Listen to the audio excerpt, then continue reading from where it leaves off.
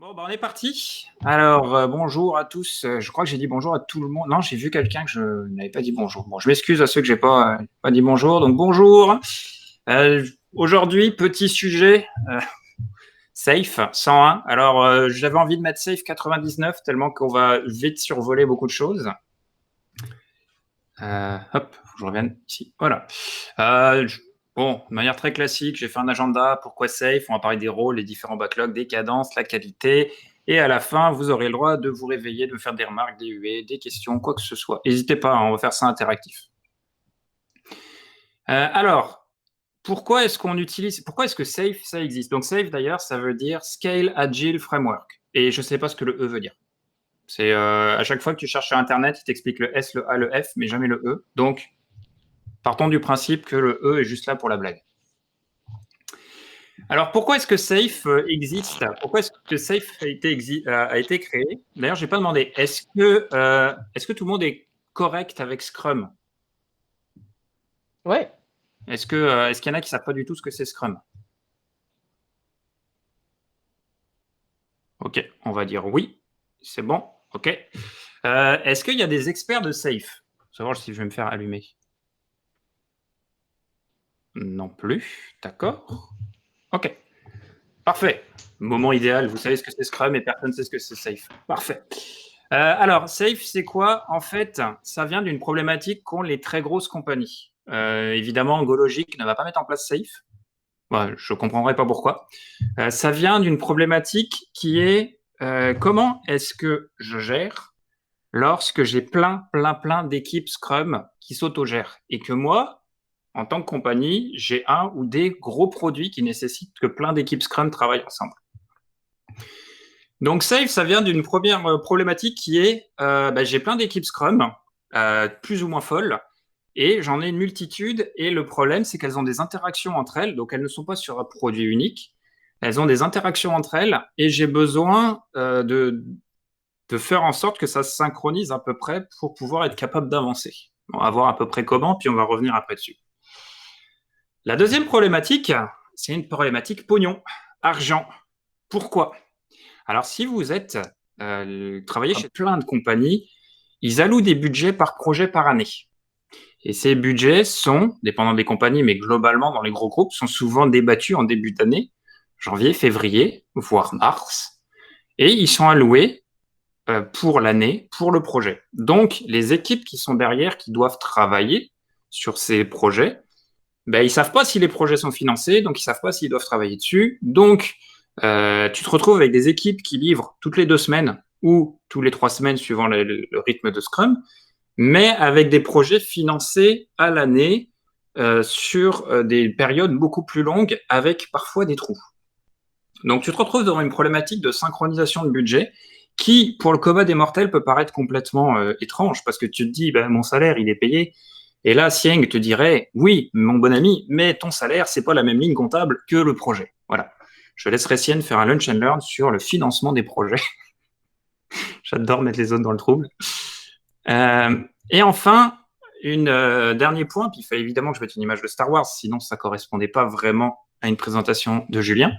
La prise de décision. La prise de décision, pourquoi? Parce que tout simplement, une entreprise ne peut pas prendre des prises de décision aux 2 semaines. Une entreprise a besoin de prendre des décisions sur du plus long terme, moyen ou du long terme. Encore une fois, pensez qu'on parle de grosses compagnies. Desjardins, ils ont des projets, je parle Desjardins parce que je travaille dedans, mais ça serait le même pour plein d'autres compagnies. Ils ont des projets sur les 3 prochains mois, les 2 prochaines années, les 6 prochaines années. Ce sont des énormes projets. Et ils ont besoin d'être capables de prendre des décisions d'un point de vue plus macro que aux 2 semaines, donc avec une vision beaucoup plus haute. Donc, le problème, c'est que Scrum s'adapte mal à ça, parce que quand tu as plein d'équipes Scrum, tu n'as pas de visibilité, tu ne sais pas comment ça synchroniser tout ça, gérer ton budget, ta prise de décision, c'est compliqué. Donc, il y a plusieurs choses qui existent. Peut-être avez-vous entendu parler du Scrum de Scrum, qui est une surcouche que Scrum a créée par-dessus. Il y a un autre organisme qui a créé ce qu'on appelle Safe, et c'est de ça qu'on va parler aujourd'hui. Alors Safe, la première fois que vous cliquez dessus, vous allez tomber sur ce machin-là. Ce qui est drôle, c'est quand vous parlez avec un expert de safe, il te dit waouh, c'est un exemple de simplicité ce dessin. Quand vous parlez avec le Cobalt des Mortels, vous regardez ce machin et vous faites c'est quoi ce bordel? Parce qu'il faut avouer que c'est quand même très complexe. On va s'appuyer sur ce schéma pour les prochaines choses. Je vais vous expliquer quelques petits morceaux. Mais avant de vous expliquer les petits morceaux, je vais vous expliquer pourquoi est-ce qu'en 20 minutes, je ne vais pas pouvoir faire de vous des experts safe. Déjà parce que je ne le suis pas. Et ensuite, parce qu'il faut se rendre compte que si vous êtes sur le site de Safe, chaque petit mot que vous voyez, si vous cliquez dessus, vous avez une page et demie d'explication de ce que c'est. Autant vous dire que j'ai pas le temps en 20 minutes de faire tous les petits mots et les petits détails. Donc on va voir ça de manière très macro puis de manière très large. Alors, ce qu'il faut savoir de Safe, comme je vous ai dit, c'est une vision plus haut niveau. Donc, ils ont coupé cette vision en trois couches qui montent de plus en plus dans la hiérarchie puis dans la vision de l'entreprise. Vous avez une couche essentielle que vous voyez qui englobe une bonne partie du dessin. Vous avez une couche large solution et une couche portfolio. Vous allez voir que vous allez retrouver les mêmes idées à chaque étage, mais avec un niveau macro à chaque fois.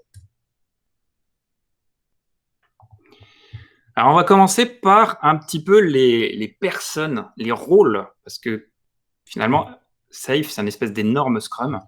Et qu'est-ce qu'il y a de nouveau?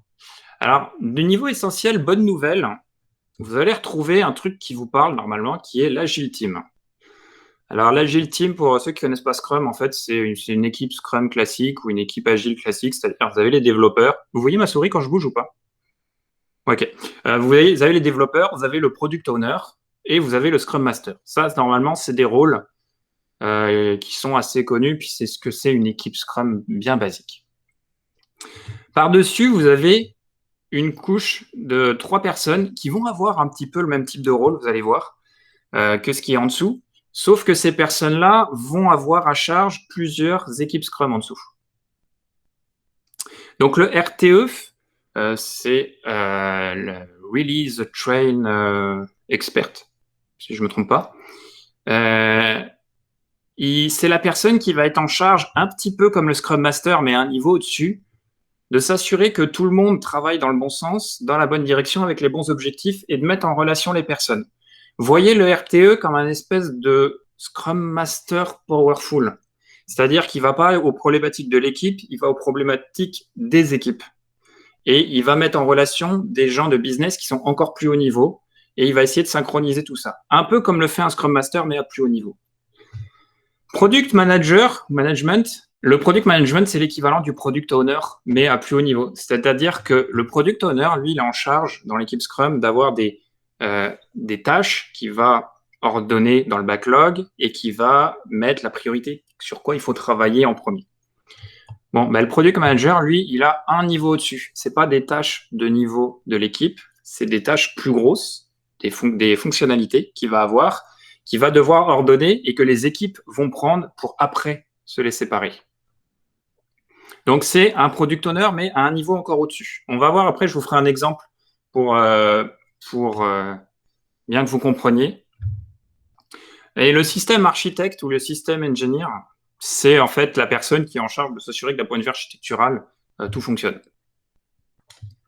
Au-dessus, vous avez les business owners. Ben, ça, c'est les gens qui ont le besoin de la fonctionnalité et qui ont l'argent aussi. Et qui sont là pour justement pour être sûr que les personnes en dessous comprennent bien le besoin de l'affaire et que la fonctionnalité, ça soit bien la bonne. Au niveau du large solution, vous allez voir, on retrouve les mêmes 3 personnes, sauf qu'on est à un niveau au-dessus. Donc, au lieu d'avoir un product manager qui parle de produit, on a un solution manager. Donc, une solution, c'est un ensemble de produits. Par exemple, vous avez la solution qui concerne tout ce qui concerne l'épargne personnelle. Et dans cette épargne personnelle, donc ça, c'est votre solution, l'épargne personnelle, vous descendez d'un niveau pour avoir les produits. Je visualise mon compte, j'ai mon compte épargne, j'ai mon compte courant, j'ai ma carte de crédit, etc. Donc, vous avez à chaque fois un niveau. Et votre équipe, après, va récupérer des tâches du genre, je suis capable de voir mes comptes personnels, je suis capable de changer mon adresse, etc. Donc là, on est à un niveau au-dessus, puis on a les mêmes 3 rôles que les premiers. Et le portfolio, là, vous êtes très, très haut dans l'entreprise. Là, c'est les personnes le portfolio, c'est tout en haut. Donc, c'est des directeurs, des gens très, très haut placés qui vont décider des budgets et des besoins. Donc là, on parle vraiment j'ai besoin d'un site web pour que mes utilisateurs puissent gérer leurs finances. Puis après, ça, c'est ton Epic Owner, tu vois. J'ai besoin de ça. C'est un truc tellement énorme. Je peux pas vous donner ça à une équipe Scrum. C'est beaucoup trop gros. Donc, c'est là. Et derrière, tu vas avoir tout le côté financier qui embarque.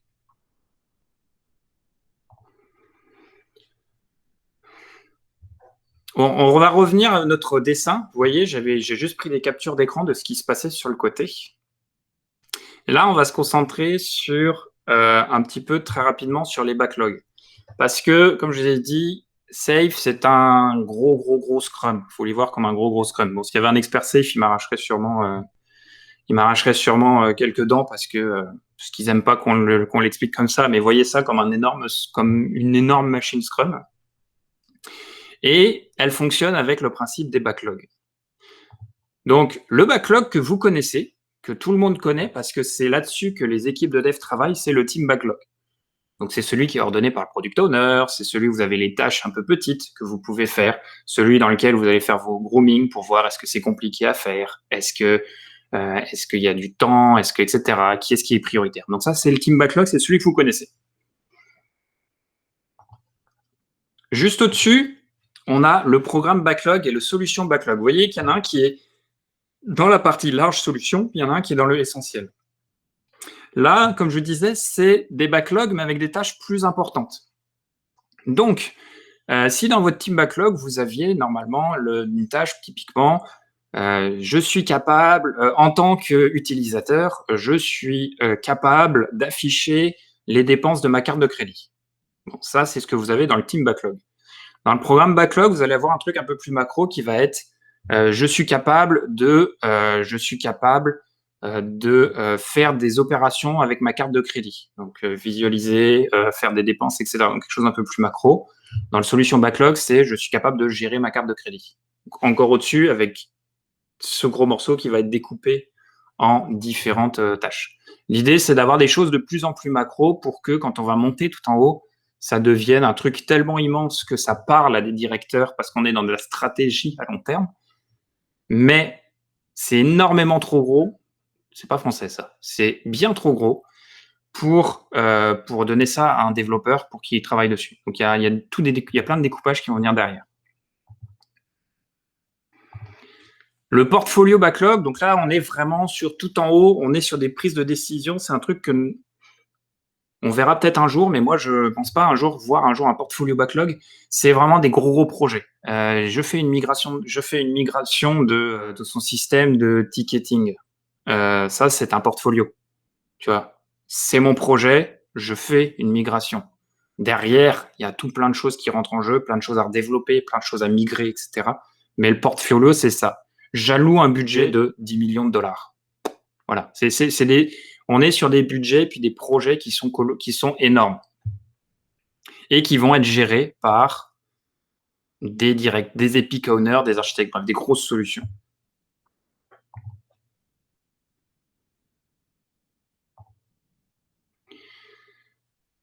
Est-ce que jusque-là, ça va? Avant que je continue sur les cadences. Bon, a priori, c'est bon. Yes. Donc là, en fait, comme vous voyez, pour l'instant, on a juste grossi. Puis là, pour l'instant, il n'y a pas de nouveauté. Là, vous dites, tu as fait un Scrum à plus haut niveau. Et c'est vrai, hein, pour l'instant, je vous ai montré qu'un Scrum à plus haut niveau à chaque fois. Là, par contre, on rentre dans la spécificité de Safe, plus particulièrement, qui sont les cadences. Donc, on va se concentrer sur cette partie-là du dessin. Alors, pourquoi est-ce qu'on fait des cadences? Eh bien, tout simplement parce que quand tu as énormément d'équipes, tu as besoin de savoir qui va livrer quoi à quel moment. C'est sûr que Scrum te donne la liberté de pouvoir normalement être autogéré, mais quand tu as 40 équipes Scrum, que tu as une équipe Scrum qui travaille sur une API qui va appeler des données d'une autre équipe qui est gérée par une autre équipe et que cette API va être consommée par une autre équipe pour qu'il fasse un site web, tu as besoin un peu de synchroniser, puis de savoir qui fait quoi à quel moment pour être capable de savoir quand toute ta chaîne, entre guillemets, sera disponible. Donc pour ça, Safe, ils imposent un cadencement pour que toutes les équipes travaillent en même temps. Peut-être que si vous travaillez dans un environnement Safe, vous avez entendu parler de l'ART, l'Agile Release Train, vous avez entendu parler des PI, qui sont un ensemble de Scrum, en fait, dont on va parler juste après. Tout ça, c'est des terminologies qui viennent de Safe. Donc, comment ça fonctionne? L'idée, c'est de se dire toutes les équipes, ou en tout cas une partie des équipes qui sont cohérentes entre elles, vont travailler avec la même cadence. C'est-à-dire que leurs sprints vont démarrer au même moment et leurs sprints vont se terminer au même moment. Donc, tu vas avoir un cadencement fort qui va imposer, en fait, que toutes les équipes travaillent dans ces laps de temps-là. Si une équipe veut travailler avec un sprint de 3 semaines, il faut que toutes les équipes travaillent avec un sprint de 3 semaines. Si une équipe veut faire 2 semaines, il faut que toutes les équipes. Donc, ça rend un peu moins souple Scrum, mais dans des grosses compagnies, tu es obligé de cadencer aussi durement.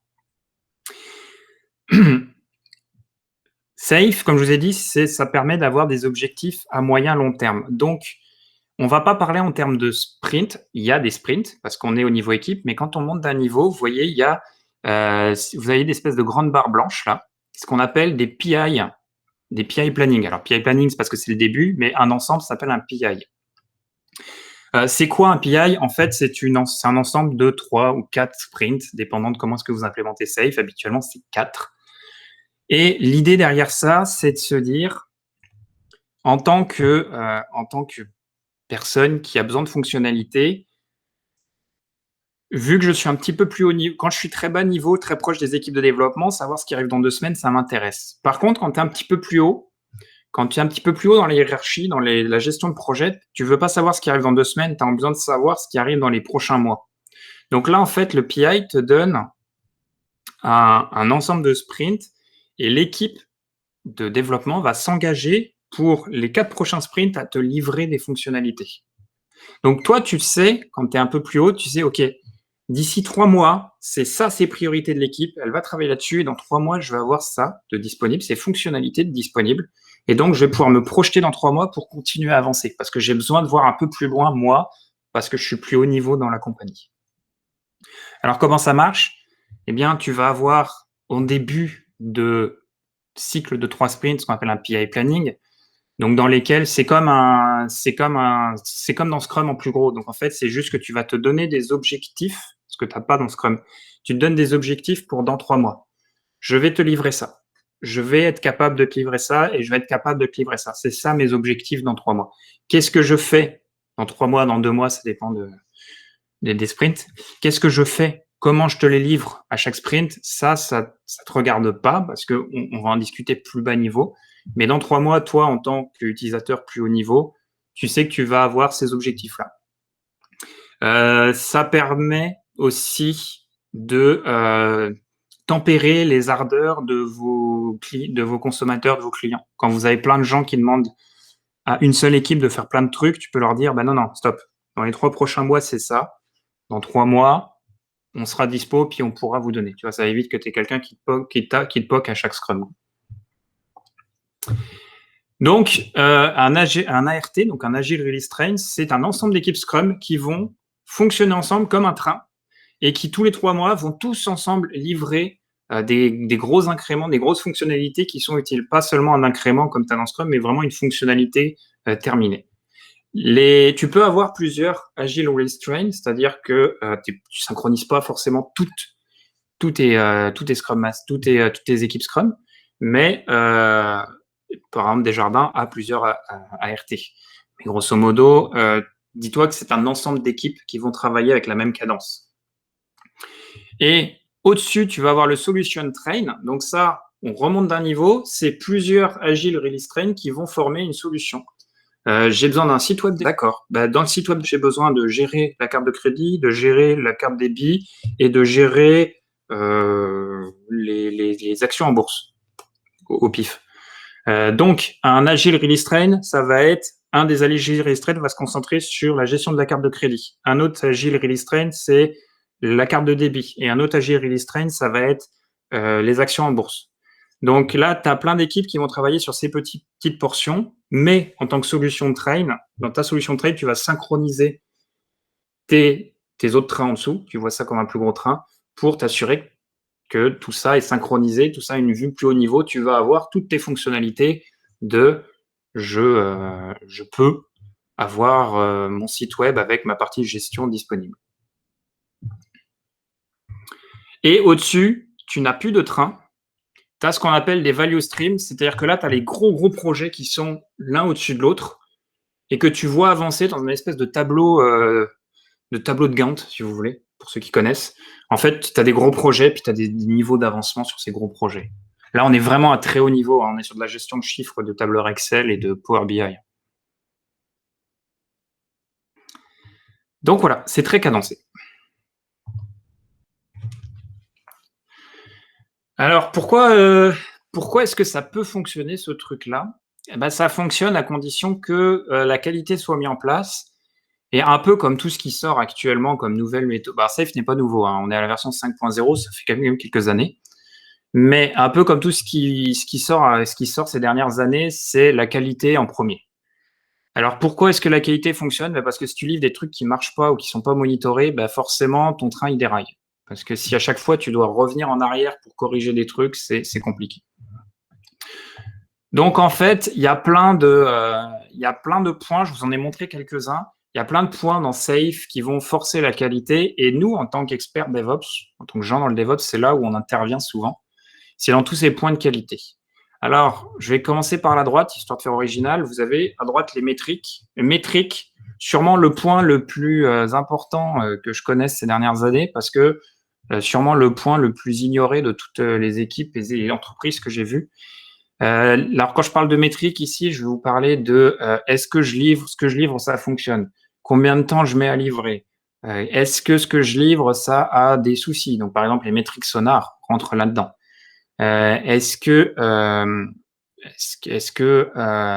je livre de la qualité? C'est-à-dire, est-ce que quand je livre, ça fonctionne ou est-ce que je suis obligé de faire des rollbacks non-stop? Bref, plein de métriques qui existent et qui sont nécessaires pour que les équipes comprennent ce qui se passe et que pour qu'au-dessus, pour qu'on sache que tout fonctionne bien. Vous avez évidemment la partie DevOps, built-in qualité. Je ne pense pas que j'ai besoin de trop vous détailler en quoi c'est important.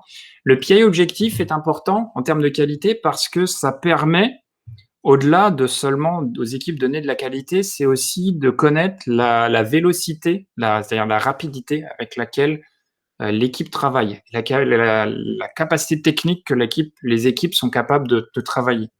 Donc, en donnant des objectifs PI qui ont un certain chiffre, une certaine valeur, tu arrives à savoir que, comme en Scrum, à chaque sprint, tu es capable de livrer 40 points, ou dépendant de comment est-ce que tu comptes.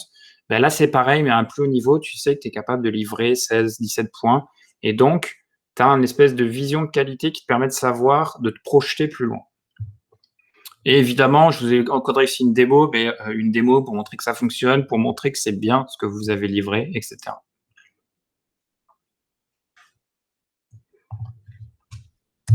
OK. Est-ce que pour l'instant, tout est correct ou pas?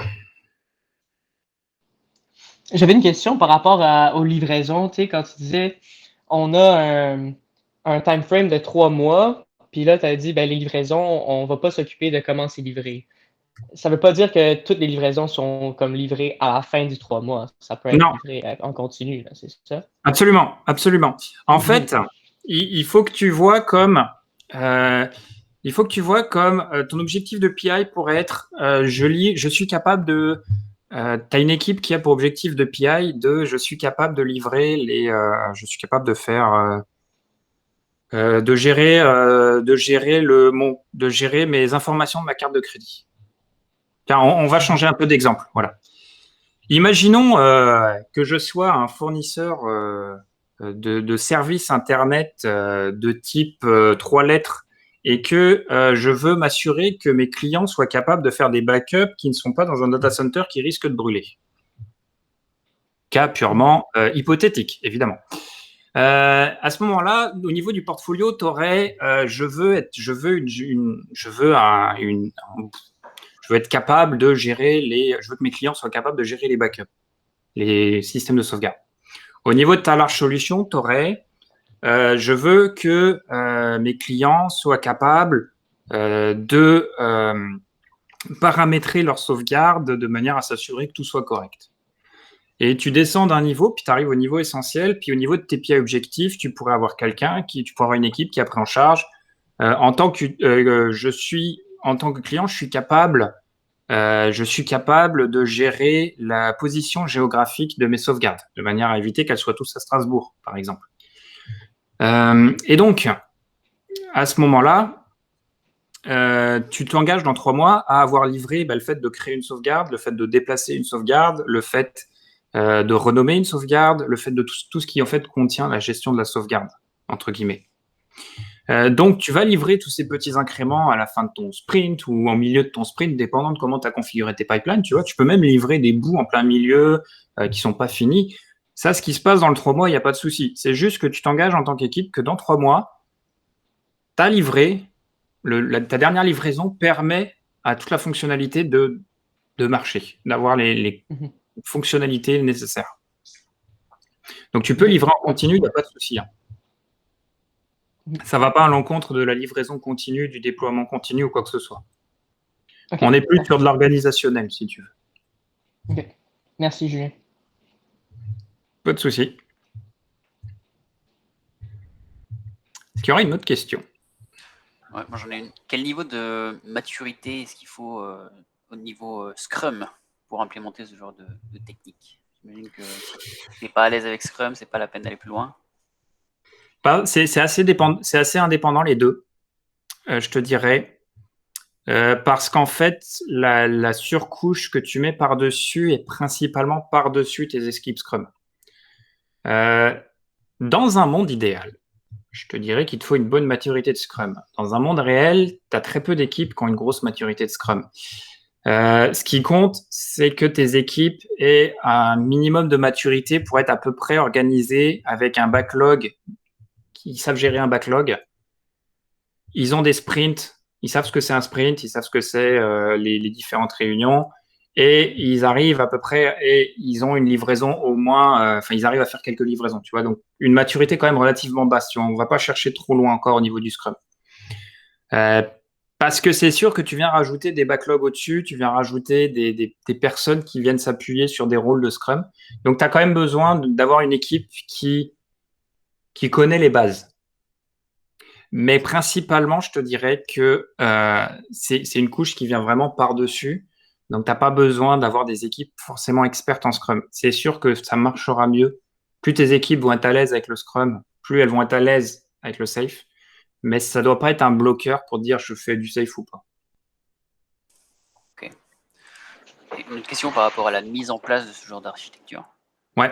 C'est la conduite du changement pour ce genre de choses. Par qui est-ce qu'elle est l'idée? Par le haut de la pyramide ou... Ouais. C'est des trucs qui sont tellement énormes à mettre en place. C'est vraiment, des gros changements organisationnels au sein des compagnies. Déjà, ça concerne que des grosses compagnies, parce qu'il te faut plusieurs équipes Scrum. Il faut que tu aies un intérêt en fait à synchroniser des équipes Scrum. Donc, si tu as 1, 2 ou 3 équipes, tu n'as aucun intérêt à faire ça parce que c'est beaucoup trop complexe. Mais quand tu commences à avoir 10, 15, 20, 30 équipes Scrum à devoir synchroniser, à devoir essayer de faire fonctionner ensemble, c'est là que ça vient.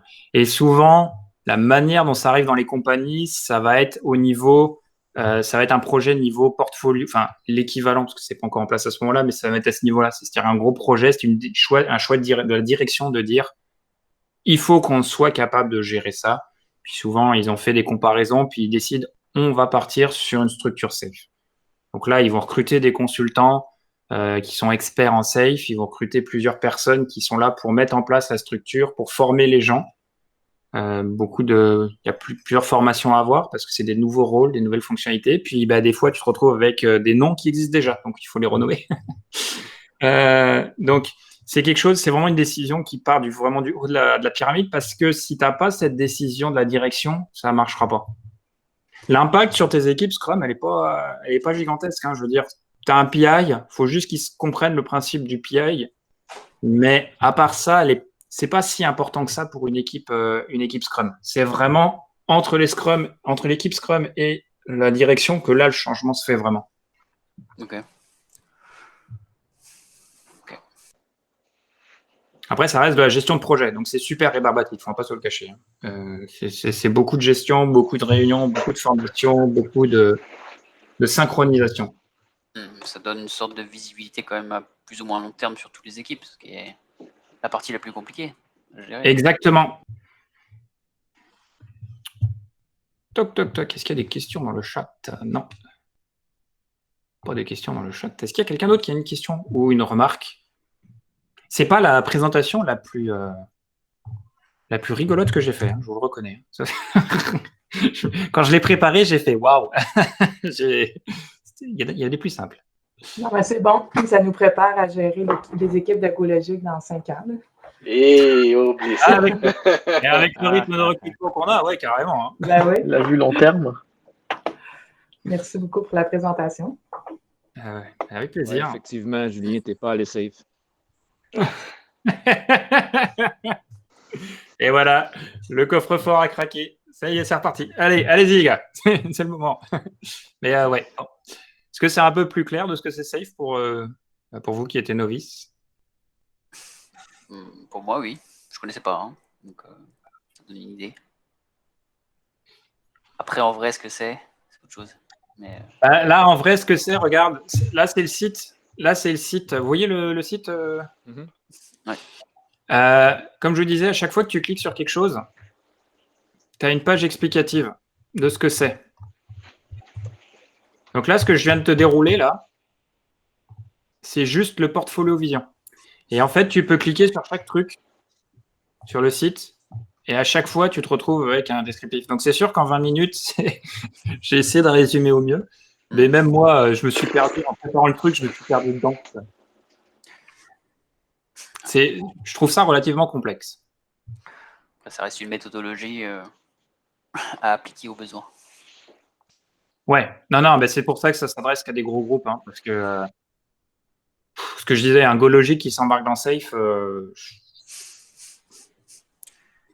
Bon, on va cadencer notre équipe de Scrum. Ok, d'accord. Alors, on va mettre autant de rôles au-dessus qu'il y a dans l'équipe Scrum. J'ai une question, moi. Est-ce que c'est assez répandu? Est-ce que plusieurs grandes organisations sont safe? J'ai envie de te dire quasiment toutes maintenant. Quasiment toutes, non, c'est pas vrai. Mais en fait, c'est le framework le plus répandu dans les grosses compagnies. Il y a beaucoup de compagnies qui sont en train de faire le virage vers ça, d'autres qui l'ont déjà fait.